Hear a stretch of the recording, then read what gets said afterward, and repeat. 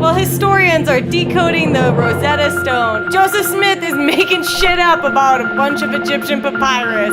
We're gonna listen to him tonight on Drunk Mormon Podcast. Oh, this is the podcast where we drink with the Mormons, strange and peculiar people they may be. Come hear the stories we were taught in our childhood. Come drink and join our eternal family. Come drink and join our eternal family. Welcome to the Drunk Mormon Podcast, the podcast where we get drunk and talk about people who never get drunk. Our friends, the Mormons. I'm David John Banks, and I was raised Mormon. And I'm Lauren Sackridge, and I've never been Mormon a day in my life. And we're your hosts. Hi! Each week on this podcast, we teach Lauren a little bit more about Mormonism, the stories from the Book of Mormon, stories from Mormon church history, interesting things that Mormons believe. But this week, we are going to teach Lauren about the Pearl of Great Price. Ooh. The fourth standard work in Mormon canon. And more specifically, we're going to teach you about the Book of Abraham. Okay. Abraham, most famous for his role in the Bible of almost sacrificing his son Isaac. Oh, yeah. What's interesting is he's such a big deal, but he doesn't actually have his own book in the Bible. But the Mormons have it. Okay. We will get back to that in a second, but first, we have some business. Oh, my favorite part, the business. You are not in the same room as me. I know, it's crazy. You are working in, where are you? I'm in Denver. Colorado. You're in Denver, Colorado. You're doing some work there, which is great. Hopefully you're also spreading the good word of the Drunk Podcast. And so we're Skyping. Yeah. And recording this that way, which is so far so good. Yeah. As far as technical challenges are concerned. We're learning as we go. I will say, I really want to be back in Los Angeles. How's the mountain air, though? Is it cleaner up there? Yeah. Also, like, altitude sickness is a thing, and nobody really warned me about it. But, like, the first week that we were here, my whole crew was, like, nauseous and, like, so tired. And I went out and had, like, my first margarita out here, and I was, like, floored. Oh, yeah, because you get drunk faster in higher altitude. Yeah. Oh, now I kind of wish I was there. That would be fun. Another bit of news is we've started expanding. We're on some new platforms. What? Mm-hmm. First off, we're on YouTube now. Someone had tweeted us and asked if we could put our episodes on YouTube. There's a cat outside my window. Oh my God. Like a big cat? Like it just walked past and I have like a slightly translucent curtain over my window. Uh-huh. So it's just this like shadow. And it wasn't until the tail that I like put it together that it was a cat. But well, what did you think it was? It was just movement in the corner of my eye. Anyway, what are we talking about? We're on YouTube. We're on YouTube. Someone asked for us to put the episodes on YouTube, so that's what we're doing. We're putting them on YouTube as well. So that's obviously, if you're listening to this already, then maybe you didn't need that. But you know, there we go. And then we're also, I think we're on Stitcher now, which is a podcast network that I didn't know. Oh, great! Podcast. It's like an app or something. I don't know. We're on Stitcher there as well. And then the last thing I think we need to acknowledge is that you and I are completely unsupervised today. Normally Ashley is here as our producer and as our designated driver. She had a conflict today and she was like, yeah, so I can find someone to sub in for me. And I was like, don't worry about it. I'll cover it. And then last night I realized I did not ask anyone to come supervise us today. So this episode is going to be off the rails. And let's get that started right now with some refreshments. Great. Lauren, you had a suggestion for what to drink this week. I did. So we're going back to my favorite whiskey. So we are making a highball. Oh, okay. It's very simple. It's whiskey. Check. And club soda. Which I have. Amazing. It's just those two things. It's super refreshing. So what are our proportions here? Do you just do like a... So I have poured like half a glass of bourbon. So you just do a pour of bourbon. Yeah, however much you want. However much you want. Great. So all of it. Yeah, so I've had a very long week at work, so I have poured myself half a glass. Awesome. And then you're going to pour as much, oh my God, why can't I talk today? You're going to pour as much club soda as you want to lighten the flavor. So if you don't really want to taste the bourbon, fill up your glass. If you do want to taste the bourbon, just put a little bit in. There's that nice sound. And that's really it. That's all that there is to a highball. Cheers. I was going to tap my computer screen. Ooh, simple drink. I plan to do some damage with it, so let's get that process started. And let's get drunk. Woo! We are learning about alcohol that our moms and dad didn't teach us because they didn't drink.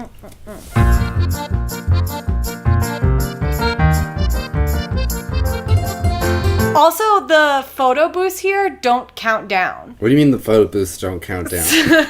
So, like, in LA, if you go into a photo booth, there's, like, a screen that's like, look here, and then it goes, like, 3, 2, 1, and then photo 1. Okay. You go in here, in, like, the 3 spots I've been, and there's nothing. You put your money in, and then you look around for where the thing is, and then it just takes your photo. So my friend Jordan and I have just these, like, strips of photos where, like, I'm, like, looking away, she's half in it, like, there's no rhyme or reason. It's anarchy. Like, this is how I know I'm going to be, like, a future cat lady. I'm very happy with myself and, like, where I am. And also, like, unless somebody's willing to die for me on our first meeting, I'm like, you know what? I'm better off by myself. That's the thing. I love being by myself. I go to movies alone. I went to Deadpool 2 last night by myself. I went to Deadpool 2 by myself. I go to Disneyland by myself sometimes. Though one time I went to Disneyland by myself and made a friend in the single rider line, and we hung out the entire rest of the day and ended up going to, like, Six Flags. He was visiting from Australia. His name is Dan. I think he listens. Hi, Dan. Take a big old gulp of that shit, and then it's time for our lesson. Oh. I also want to note for our listeners at home, because we are completely unsupervised. Oh my God. I also love that Ashley doesn't know that we're unsupervised. Ashley doesn't know? No, she won't know until she hears. That's so funny. I'm having a blast, and now we're going to learn about the pearls. Let's never be supervised again. The pearls of Mormonism. So it's time for our lesson. It's time for our lesson. I just want you to know that I'm thinking, as I'm picturing it, I'm picturing the woman with the pearl earring, but like Abraham. So like Abraham with the pearl earring. The pearl of great price. Got it. So. Yeah. So the Mormonism religion has 4 standard works. Okay. And that is the Bible. Mormons use the Bible. Great. 2 is the Book of Mormon, right here. My fave. And then also you have the Doctrine and Covenants. Which we covered because that has the drinking rule in it. The drinking rules in it. And then the last one is the Pearl of Great Price. Ooh. It is named after a parable in the Bible. Mm-hmm. There's a lot of parables in the Bible. Parables were stories that Jesus told that had teaching lessons in them. So that's what a parable is. It's a story with the lesson. Kind of like this. They're parables. No. Well, they're like fictional. So it's a story with a moral to it, and specifically one that Jesus told. So in the book of Matthew in the Bible, it's like 2 sentences long. It's such a random parable. And this is how it says. This is from the King James Version. Quote, "Again, the kingdom of heaven is like unto a merchant man, seeking goodly pearls, who, when he had found one pearl of great price, went and sold all that he had and bought it." Okay. That's the whole story.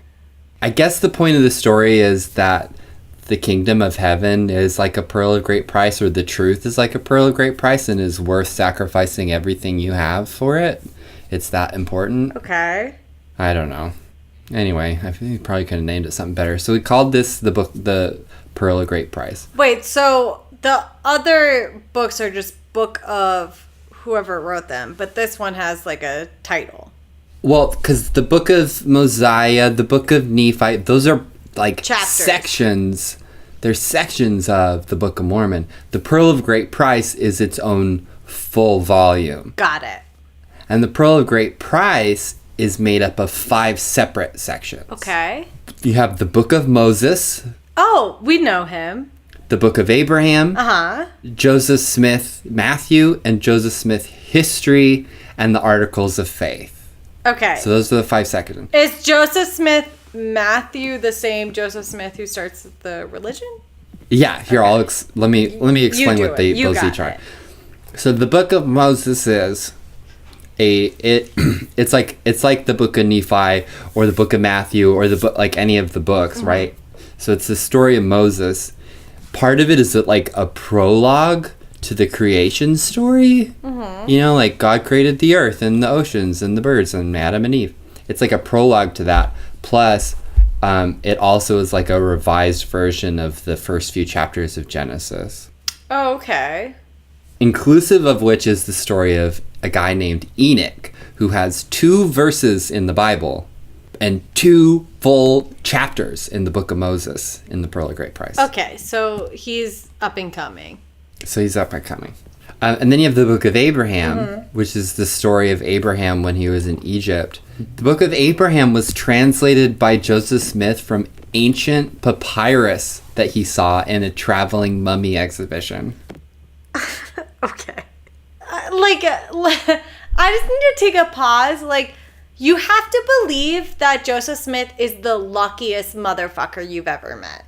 Like, first he's got the and Thummim, and then that goes away, and he's got, like, 2 seer stones, which is also, like, and then now, like, he just happens to see this papyrus. Like, he's just lucky as all hell, or, like... Or maybe God's helping. I don't know. Okay, fine. So those are the first 2 sections of the 5. Then you have Joseph Smith Matthew, and that is the same Joseph Smith. Okay. And it's called Joseph Smith Matthew. What it is it's an excerpt from Joseph Smith's, like, quote, retranslation of the Bible. Mm-hmm. So Joseph Smith, while he was alive, started like a retranslation because the Bible was compiled and has been translated into different languages. And so back in the day, you would have a record because people would write it down, and then people would make copies of that copy because when paper gets old, it deteriorates. Mm-hmm. So the Bible was made out of translations and copies of copies, and so stuff would slowly kind of get mutated and formed. So okay. Joseph Smith's like, I'm going to go back and use the inspiration of God to retranslate the Bible and fix some things that are wrong. Great. And there's a good chunk of the Book of Matthew that was so revised that it was its own thing and included in the Pearl of Great Price. Got it. And then you have Joseph Smith History, which is the autobiographical record of Joseph Smith's early events. Genius. This, by the way, was our first episode, was that story. So all of that stuff that we talked about in our first episode, that was Joseph Smith History. Got it. And then the last is the Articles of Faith, which is just a list of 13 fundamental doctrines of Mormonism. Okay. And what's interesting about the Pearl of Great Price is all of these elements, they were all written and published separately initially. Most of them, and maybe all of them, were first published in the Mormon Church-owned newspaper at the time. That was called Times and Seasons. Cute. Yeah, it was called the Times and Seasons. Published by who? By Joseph Smith? Yeah, well, okay. The church owned the newspaper, so he'd be like, hey, print this. And they'd be like, okay. So the Book of Moses, Joseph Smith History, all of that stuff was published in the newspaper. Uh-huh. And in 1851... one of the current Mormon apostles at that time, named Franklin D. Richards, combined all of these separate things into a single book called The Pearl of Great Price. Okay. And I think Joseph Smith was dead at this point. Sadly. Sadly. So maybe he didn't call it Pearl of Great Price. I don't know who called it Pearl of Great Price, but it was called the Pearl of Great Price when it was first all combined in 1851. But who wrote it? That's my question. Joseph Smith wrote it. Translated the books of Moses and Abraham, and then Joseph Smith history, he obviously just wrote that himself from his memory, and the Articles of Faith also. Okay. The Pearl of Great Price was canonized, so made an official part of Mormon doctrine in 1880. 1880. That's when the Pearl of Great Price was canonized. Every element of it is worth its own episode. Mm-hmm. And so for today, we're just going to pick one of them. And so today, I want to talk to you about the Book of Abraham. Yes. Again, let's just recap. Mm-hmm. It's the story of Abraham when he was in Egypt. Got it. Bunch of weird, interesting doctrines are covered. Uh-huh. It was translated by Joseph Smith. Via the papyrus at a mummy exhibit. A mummy exhibition. So let's roll back the clock. Boom. Here. Sometime between 1818 and 1822, a archaeologist named Antonio Lebolo. Okay. Anyway, Antonio. Mm-hmm. He's digging around and he discovers a tomb, and inside there are 11 mummies and a bunch of papyrus scrolls near the city of Thebes. And he dies, I think, in 1830, but before he does, the mummies and papyrus are shipped to New York, and they're purchased by a man named Michael Chandler. Okay. And for the next 2 years, Chandler tours the U.S. with the mummies. Okay. Something that's important to understand about the early 1800s is that the entire world was fascinated by stuff about Egypt. In fact, they called it Egyptomania. Egyptomania. Because at the end of the 1700s, at the turn of that century, Emperor Napoleon Bonaparte, you know that guy? The short guy, he conquers lots of places, and one of the places he goes is Egypt. Mm-hmm. And because of his conquering stuff, they discover tombs and artifacts and hieroglyphics that nobody can read. No one can read these hieroglyphics. It's this big mystery. Everyone becomes fascinated with this culture from ancient Egypt. It's a mania that sweeps across Europe and, of course, makes its way to the United States. So Michael Chandler is touring the country, displaying the mummies and papyrus, and people are paying money to come and see this shit. I still love Egypt. I have a friend who, okay, full disclosure, I produce his podcast. Okay. It's called Backtrack History, and his name is Stu. Uh-huh. And his podcast is about looking at events that happened in any particular week in history. And he actually does an episode on the Rosetta Stone. Oh, cool. The Rosetta Stone was a big chunk of rock with inscriptions on it that was discovered in 1799. And the inscriptions were written in 3 languages: Greek, Demotic, which is a phonetic form of Egyptian. Okay. It was an ancient phonetic form of Egyptian, and then hieroglyphics. People already knew ancient Greek. Some people could read that because we had lots of other artifacts, and some people knew Demotic, and they realized, oh, these are 3 languages that are all saying the same thing. I also feel like kind of growing up, kids were dropped into 3 categories. You either were super into Egypt, you were super into dinosaurs, or you were super into sports. Well, Stu says in his podcast episode, which I thought was actually really insightful, he's like, look, here's the deal. If I name any ancient civilization, if I name the ancient Babylonians, if I name the ancient Aramaic civilization, you don't have a picture in your mind. But if I say ancient Egypt, immediately you have pictures coming into your mind. So people were, and still are, obsessed with Egypt. There's something really special about it. Mm-hmm. So Michael Chandler's running around the United States with these mummies and the papyrus. Mm-hmm. And something that wasn't uncommon during that period was people would go to these exhibitions and they would purchase things for their private collection. Ooh. So in July of 1835, guess where Michael Chandler ends up? Utah. Kirtland, Ohio. The future proprietor of Costco. No, that's Kirtland. That's Kirkland. Oh, shit. Okay. So Kirtland, Ohio is where the Mormons lived in the 1830s. Okay. That was the headquarters of the Mormon Got Church it. at that time. Got it. So Michael Chandler arrives in Kirtland, Ohio, Boom. with his mummies and his papyrus exhibition. And people are going in and paying to see it. And one of those people is Joseph Smith.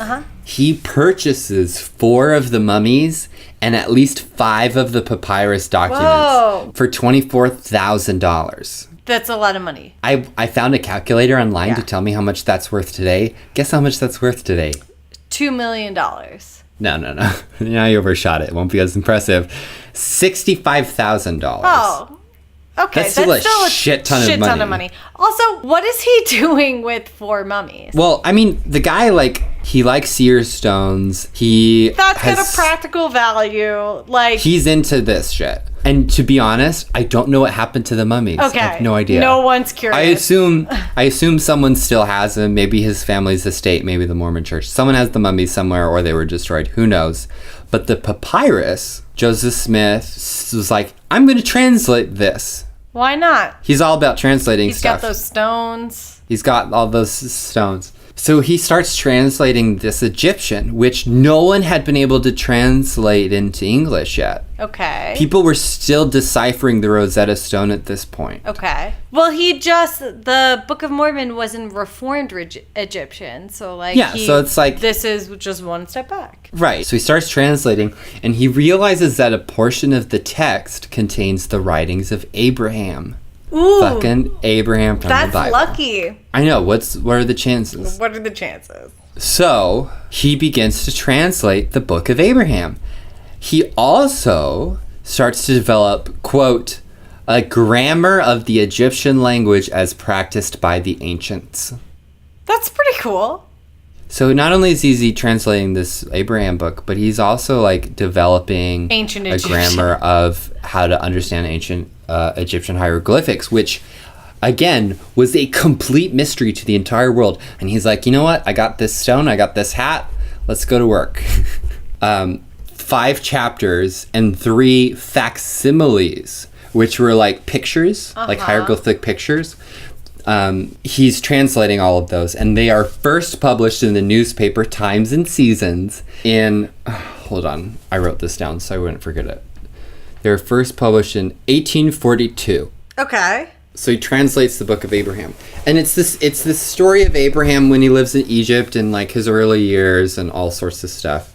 His father and his family that he grew up in were idol worshippers. They were polytheistic. They would perform sacrifices to these different idols. They were barbaric in how the book sort of portrays them. Got it. So we don't like that. So it's this whole story. So we don't like them, and then eventually Abraham discovers the Jesus religion, and he becomes the guy we all know him as today. So let's talk about the Book of Abraham. There's some distinct doctrines in the Book of Abraham that do not appear in the Bible. Some of which we've already kind of talked about in different other lessons, but let's break them down. One of the doctrines is about the priesthood. The priesthood is the power of God enacted through man. Great. So it's man's access to the power of God through the keys of the priesthood. You get when you're 12. You get when you're 12 if you are a biological male. Okay. According to the Book of Abraham, priesthood holders were foreordained in the pre-existence. What does that mean? What that means is before they were born and went to earth and received mortal bodies, they were in a chosen group. So it's hey, you're going to receive the priesthood. So people with the priesthood were born when they were because of their righteousness in the pre-existence. But I thought every male got the priesthood. Only if they're worthy and they receive it. So if you're born and die without an opportunity, you don't get it. It means you weren't foreordained. The Book of Abraham also talks about kolob. I have no idea what that means. So in the Book of Abraham, it says, quote, that Abraham saw the stars, that they were very great, and that one of them was nearest unto the throne of God.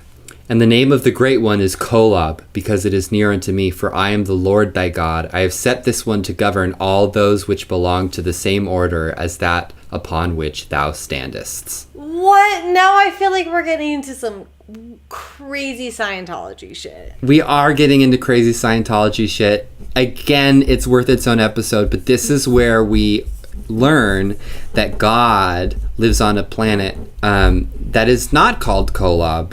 Kolob is the name of the star. Nearest the planet. Okay, is Kolob a real star? Like, does NASA know Kolob? Maybe we should call someone from NASA. We need to dial NASA ASAP. We'll call NASA. After this. Another distinct doctrine is the premortal existence. In the Book of Abraham, it talks about the first estate and the second estate. The second estate is sort of a fancy way of saying being in a mortal body, which means the first estate would be before we had mortal bodies. Right. So we existed in a spiritual existence before we were born. Which we talked about in the Plan of Mormons. So that's where part of that comes from, is here. Okay. The other interesting thing in the Book of Abraham is the creation story. A specific detail is it says that the earth was created by God, who organized pre-existing matter. So the universe, according to the Book of Abraham, was not created out of nothing. God organized pre-existing material into the earth and the solar system. So, we can say the Big Bang happened. Maybe. Okay. But those are some of the things covered in the Book of Abraham. Got it. The other interesting thing about the Book of Abraham is the facsimiles. So as part of the papyrus that Joseph bought, there were facsimiles, which I don't know why they're called facsimiles. It's basically these hieroglyphic pictures. And Joseph Smith, through his powers of translation, was able to interpret what these meant. So the first facsimile is, according to Joseph Smith, it's a picture of Abraham fastened to an altar with the idolatrous priest of Elkanah attempting to sacrifice him. What? We didn't talk about this. It's in the Book of Abraham. So in the Book of Abraham, it talks about how when he was a kid, the religion of his father and the community he lives with was they were idol worshipers. And they often performed sacrifices, and they would even perform human sacrifices. Okay, well, so this is Abraham as a kid was almost sacrificed and wasn't, and then a couple of years later he almost sacrifices his son. This is... Yes. So when he was a kid, he was almost sacrificed by his father, I believe. Okay. And this is a picture of that. Got it. So that's facsimile one, is the picture of Abraham. Basically, there's this table and there's a man laying on the table, and then there's this other man and he's holding a thing. He's holding a knife. And there's a bird. Yeah. Flying the man up on the there. table is no. Yeah. Facsimile 2, it's a circle. Yeah, it looks like a toddler drew the Mayan calendar. That's what it looks like. Like a shitty version of the Mayan calendar. So it's a circle, and the outside of a circle is a ring full of all these hieroglyphic symbols. And then the inside of the circle is broken up into these rows that have these panels. It almost kind of looks like a comic book. So there's some of them have pictures, some of them have hieroglyphics. We'll put all of these on our Instagram feed, so look out for those, so you can see what they look like. What is this?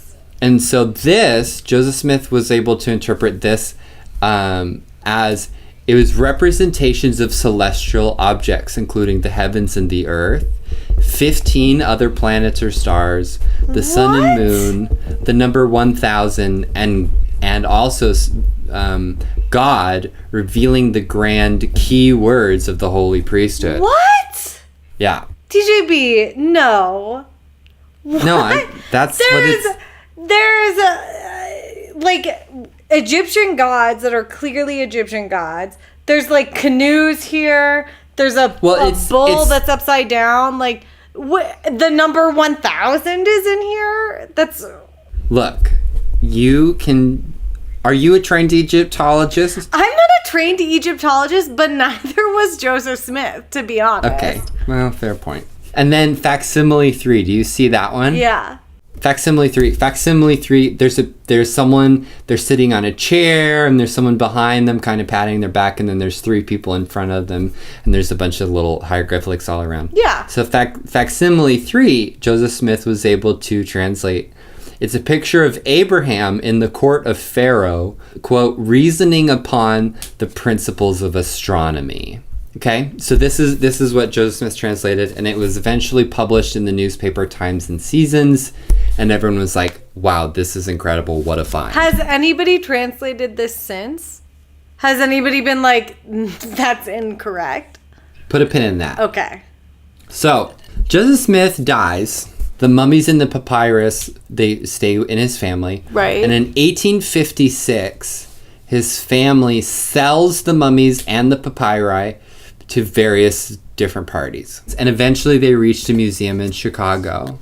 In October 8th, 1871, a lantern got knocked over. No. And started a fire in a small barn. No. All of your works are missing, kidnapped, lit on fire. That's ridiculous. Most of the papyri were destroyed in the Great Chicago Fire of 1871. I believe there was a Great Chicago Fire of 1871. I believe that many museums burned.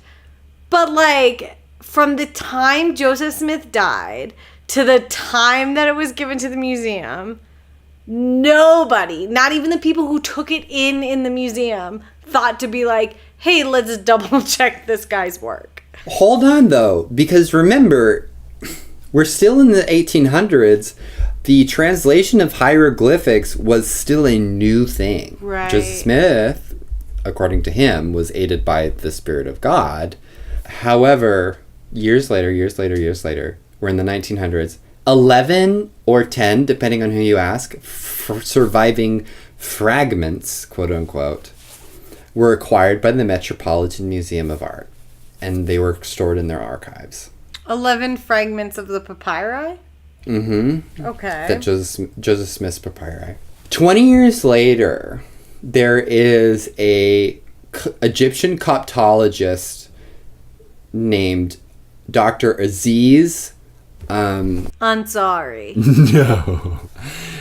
Aziz S. Atiya, maybe? Uh-huh. He was born in Egypt, eventually became an American citizen, and studied Coptology, which is the study of the Coptic language. Coptic is one of the different ancient forms of Egyptian. So you have Coptic, you have Demotic, you have hieroglyphics. So he specifically was an expert in Coptology, and he was over at the museum of the Metropolitan Museum of Art in New York. Uh-huh. And he's hanging out in their archives, and he's looking for Coptic hieroglyphics as part of his study and research. Right. And he finds these surviving fragments. So he studied at like some of the top universities in the world, but at that time he was a professor at the University of Utah, I believed. And I don't think he was Mormon, but he had been made familiar with these hieroglyphics that Joseph Smith had purportedly translated. Okay. And so when he finds them in the museum, he just recognized them because those hieroglyphics are printed in the Book of Mormon. Like if you look here. Oh, shit. Yeah, let me show you. So here's the Pearl of Great Price. Here in the pages, you see all these verses. Can you see this? Yeah. And then like gathered through them there it is. Are these facsimiles. Yeah. With, if you can see here, there's numbers printed with them, and then there's a list of the numbers and what each of those elements mean. Got it. So Professor Atiya recognized this. Uh-huh. He had a very positive relationship with the LDS Church, from what I've read. Mm-hmm. And so he's like, hey guys, I found this. You may be into it. And a year later in 1967, the Metropolitan Museum of Art transferred those fragments to the Mormon Church. Okay. But there's a question as to whether or not Joseph's translation was legit.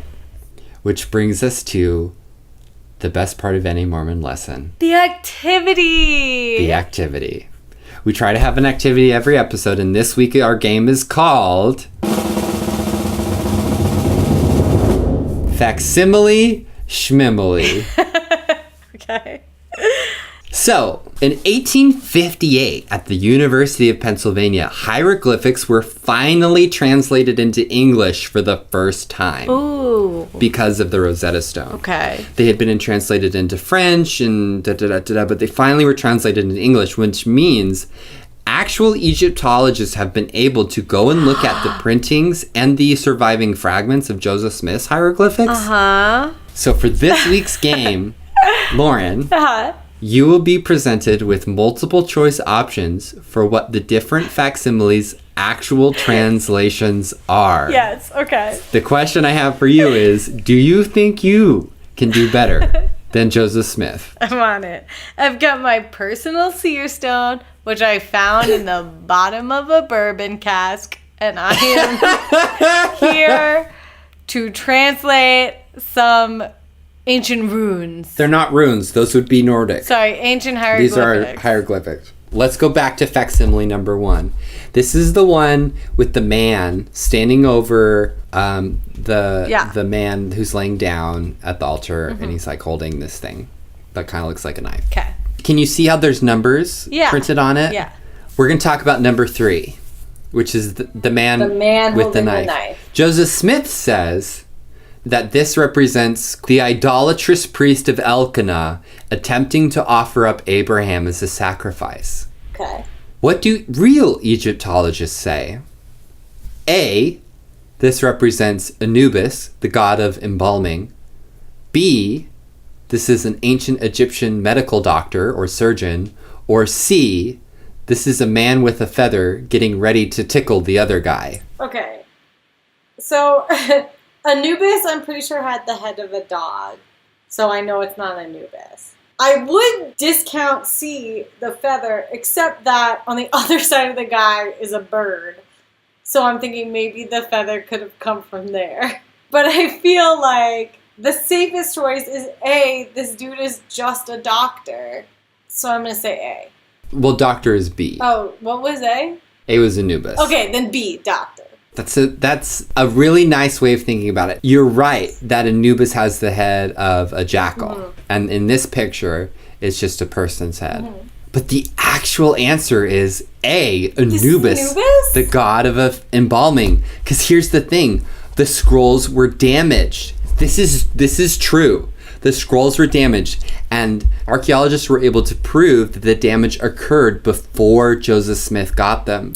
So what Joseph Smith did is he would fill in the drawing sometimes if there were holes. Oh my god! And in the initial depiction of this picture, part of the damage obscured the head of figure number 3. So they just drew it in? And so Joseph Smith drew in a man's head. Because if you look under the altar, those are canopic jars. Uh-huh. Which are used in the process of mummification. They hold organs. Yep. So the answer is Anubis, the god of embalming. That's what Egyptologists say this is a illustration of. Okay. Let's go to facsimile number 2. The big-ass circle. So facsimile number 2 is the circle with all those different little pictures. Uh-huh. And I'm going to send you a close-up. Okay. Because in the facsimile, it's upside down, but I sent you an upright version. So it looks like a little shrimp on a seat with an arrow. A shrimp on a seat with an arrow. Yeah. According to Joseph Smith, this figure represents God sitting upon his throne, revealing through the heavens the grand key words of the priesthood. What do real Egyptologists say? Okay. A, Emperor Palpatine, sitting on his throne in the Death Star. B, a female virgin veiled to protect her virtue. Ooh. Or C, the god Min, an ithyphallic god, which means a sexually aroused male deity, the god of the procreative forces of nature.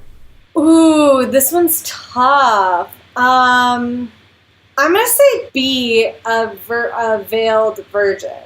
Well, that is a really great choice because you are also wrong again. Damn it! I'm really bad at hieroglyphics! It is, in fact, the god Min, a sexually aroused male deity.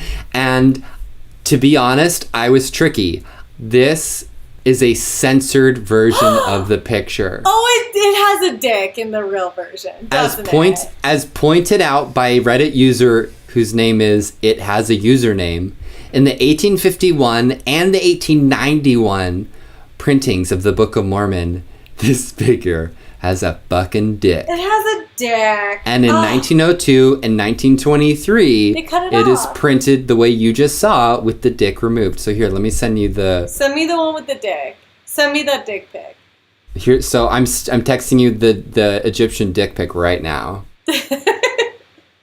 It's in the bottom right-hand corner. The bottom right-hand corner. But it's upside down. Oh, I see it. You see the dick. There's Yeah, a dick sticking out of this guy. It's kind of sticking out of his like stomach though. Yeah. Like it's like very. It's not the best drawing. Not but like, the best. what else is it? It's a dick. It's for sure a dick. Let's move on to facsimile 3. You got facsimile 3. It's the one with Pharaoh sitting down and the 3 people talking to him. And somebody patting his back. So we're going to look at figure 6, which on your picture is the figure all the way on the right hand of the screen. I see him. And it's probably worth mentioning, all of these figures are written, they're outlined, but the insides are not filled in. This final figure is darkened in. This is a black guy. So it looks like a black guy. Joseph Smith says that this figure is Alamlah, a slave belonging to the prince. What do real Egyptologists say? A, an Egyptian midwife. B, Anubis again. Or C, a guy tickling the person in front of him. Okay. So I feel like the first Anubis was also colored in black the same way. So maybe Anubis. I don't think it's the tickling guy, although that's kind of what it looks like here. And like it might be a midwife, but like if it is, it's like the most Mormon version of a midwife. It's like 2 white people holding hands like, oh yeah, we're gonna have a baby, and then the midwife maybe being like, yeah, they can do it, I'm here. So like it might be a midwife. Okay, I'm gonna go out on a limb. I'm gonna say it's Anubis because I didn't pick Anubis last time and I regret that. So I'm gonna say it's B, Anubis. You're correct! Yes, I got it! It is Anubis. So here's the fun thing. Joseph Smith interpreted these different images as stories from the life of Abraham and the doctrines of God. But according to Egyptologists, they are all from the same Egyptian Book of the Dead. Ooh. Which delivers the mythology and instructions for the embalming of dead human bodies and mummies. So Joseph Smith's like, hey, it's about Abraham. Egyptians are like, it's about making mummies. So let's go back through them again with this knowledge. Facsimile number 1, Joseph Smith says, this is Abraham fastened to an altar with a priest attempting to sacrifice him. No. But in the Book of the Dead, this is the mythical embalming and resurrection of Osiris, an Egyptian god. Okay. Facsimile number 2, Joseph Smith says it's the heavens and earth, planets and stars, sun and moon, the number 1000, da-da-da-da-da. Egyptians wrote it. It's a copy of the hypocephalus, which is an Egyptian funerary amulet that's placed under the head of the deceased. Its purpose is to keep the head warm in their journey to the afterlife. Cute. Facsimile number 3, Joseph Smith thinks it's Abraham in the court of Pharaoh, reasoning upon the principles of astronomy, end quote. According to the Egyptians who wrote it, this particular scene, quote, corresponds to chapter 125 of the ancient Egyptian Book of the Dead. According to Egyptologists, this scene depicts the deceased Hor, the god Hor, successfully completing his afterlife journey and entering into the presence of Osiris. So, tomato. Tomato. You know, it's like, this is canonized, right? Like, this is official belief. So it's like, well, how does the LDS Mormon Church acknowledge this? Well, they actually published an article on LDS.org, which I read in preparation for this episode. Okay. And I have some quotes. They say that the relationship between those fragments and the text we have today is largely a matter of conjecture. Quote, illustrations with no clear connection to Abraham anciently could, by revelation, shed light on the life and teachings of this prophetic figure. Okay, so they're basically saying hieroglyphics that have nothing to do with Abraham, through the power of God, could shed light on Abraham. Yes. That's what they're saying. That's what they're saying. Okay. Just making sure. They say more. Here's another quote. This view assumes a broader definition of the words translator and translation. Joseph's translation was not a literal rendering of the papyri as a conventional translation would be. Rather, the physical artifacts provided an occasion for meditation, reflection, and revelation. They catalyzed a process whereby God gave to Joseph Smith a revelation about the life of Abraham, even if that revelation did not directly correlate to the characters on the papyri. Right, okay. You know what? I respect this. I feel like they're doubling down on what they have before because, as we know, Joseph Smith translated an entire text of golden plates by staring at a fucking rock at the bottom of a hat while they were buried in the woods. So, like, good for you, Mormon Church. Great. Like, why would you ever be like, oh no, sorry, we were wrong? Like, Joseph Smith stared at these papyri and, just like the seer stone, translated a text. He had no idea where it was located. Amazing. It's very like, it's like respectable gymnastics and manipulations of the definition. And they go on to say, quote, the veracity and value of the Book of Abraham cannot be settled by scholarly debate concerning the book's translation and historicity. The truth of the Book of Abraham is ultimately found through careful study of its teachings, sincere prayer, and the confirmation of the Spirit. And this is actually a pretty common theme in Mormonism. This is something that I was taught, which is that facts are less important to how you feel. You know, because the spiritual confirmation that it talks about, that's a feeling in your body. It's not anything provable. It's just a feeling of, it's like, this feels right. This feels true. And that's a big part of Mormonism is you make judgments based on how things feel and not how they seem on paper or to your logic. I just love that they're like, look, okay, we understand that the academic community may have problems with these quote-unquote translations, but A, we're going to redefine the word translation so that it can't be used as a weapon against us, and B, we're going to tell you that whether or not it's a true book, you can't even prove that with scholarly debate because the real evidence is a feeling you get from prayer and a confirmation of the Spirit. So, like, well, fucking done. I love that. No one can argue with you. Great. And they do acknowledge in this same article, quote, neither the rules nor the translations in the grammar book, because remember Joseph Smith made that grammar book? They acknowledge neither the rules nor the translations in the grammar book correspond to those recognized by Egyptologists today. Anyway, that's our lesson this week. That was a great lesson. So thank you, Lauren, for joining me on this journey through the Book of Abraham. Hey, thank you, DJB, for teaching me, and thank you, literally no one, for supervising us. This was a wonderful trip. I know, and through the Book of Abraham. The power of editing will probably disguise how much of a mess this was. You can find us on Instagram and Twitter if you want to tweet us mean things at Drunk Mormon Pod, or find us on Facebook.com/Drunk Mormon Podcast. If you have any questions or if we got something wrong, please write into drunkmormonpodcast@gmail.com. And we're still new. We have like a dozen, we don't even have a dozen episodes. We're still under a dozen. Please be a good missionary. Tell somebody you know about our podcast. Spread the word. Share with a friend or neighbor. It'll bring you closer. It'll bring you closer to us, and it will make your friend closer to you because they will be so glad that you shared with them the truth, which is us. And give us a review on iTunes. We're still always looking for new reviews. That helps other people find us and other people know if this is for them. And the answer is going to be inevitably yes. But that's it for this week. So until next time, I'm David John Banks. And I'm Lauren Sackwich. And now we bid unto all farewell.